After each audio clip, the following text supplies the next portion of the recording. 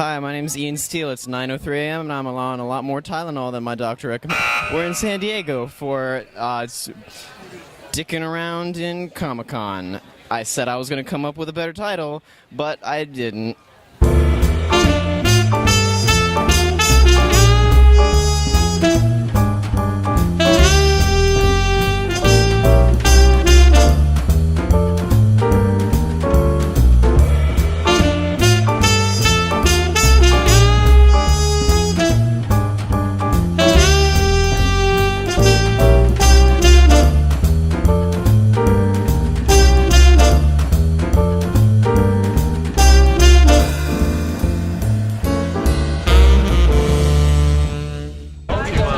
Sorry, I was eating the nachos I spent $15 on.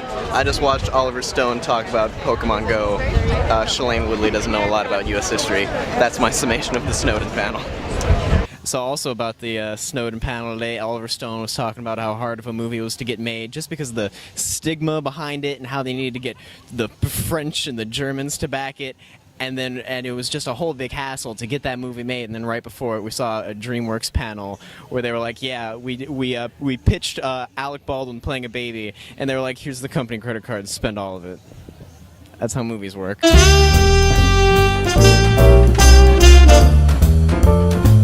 Statue of Liberty has a tentacle, by the way.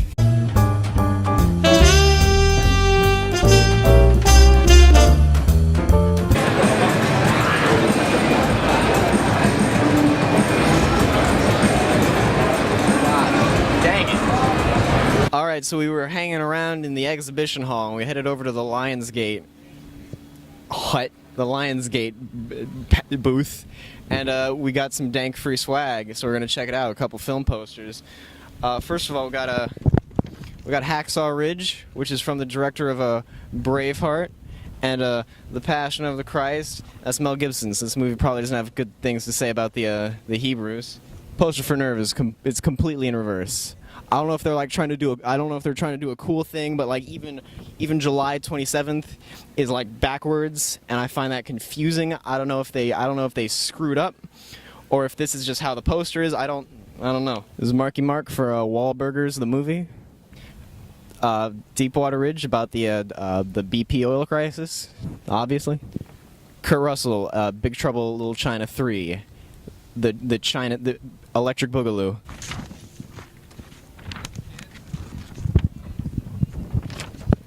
I stubbed my thumb just now, and I'm in a great deal of pain. Madagascar ripoff. This is for the Power Rangers movie. I don't have anything funny to say about that. Well, I do. I just said something funny. This is for the Power Rangers movie. Look at that.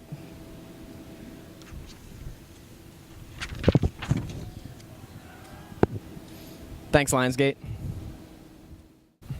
Alternate joke. This is for a movie called Evren, starring Strebor Ame. All right. Are we rolling? Yep. All right, great. I'm here at the booth for Furry Feline Creatives, where they sell cute crap.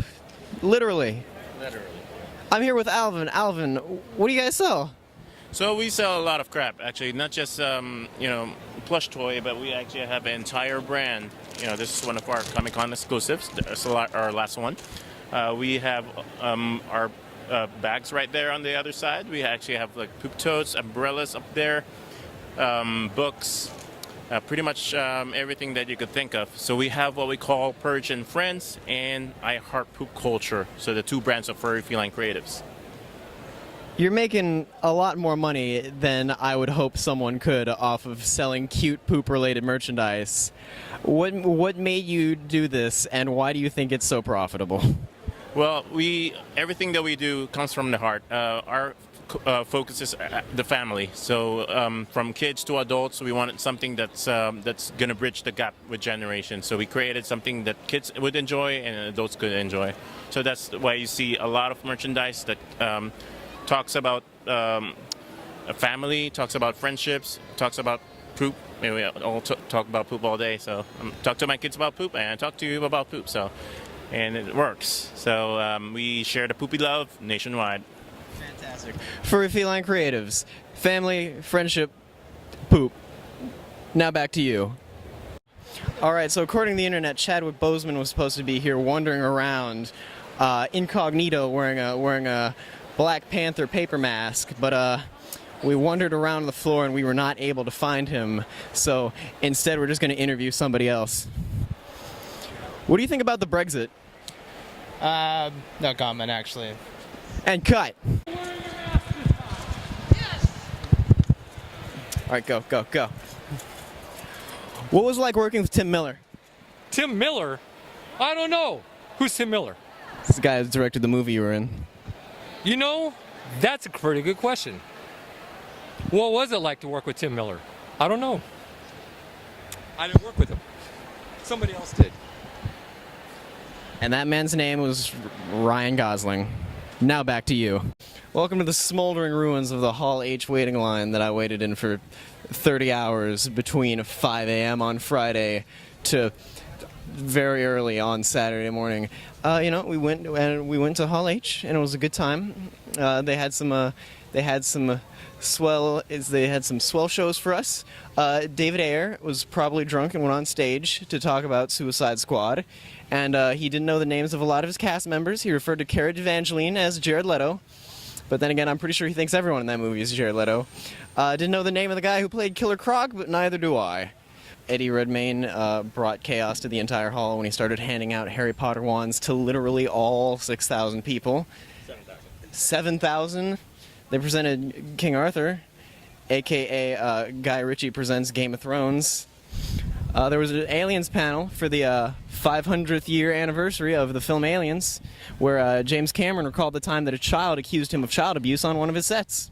So during the WB panel, they brought out part of the wall to reveal like this big 180-degree screen that they were showing all their big fancy trailers and it seemed like they were all quite proud of themselves. And David Ayer, during his drunken Suicide Squad panel, said, "DC runs this hall." And then a couple hours later, Marvel showed up, and they really did it. They really know how to run a panel. It was what? Oh, I thought you said turn around. I thought there were holograms, and they just rolled out a lot of exciting things for all their new movies. Spider-Man is basically going to be a John Hughes movie, which is exciting. They showed the trailer for Guardians of the Galaxy 2, in which Dave Bautista and Kurt Russell have like a minute-long conversation about penises.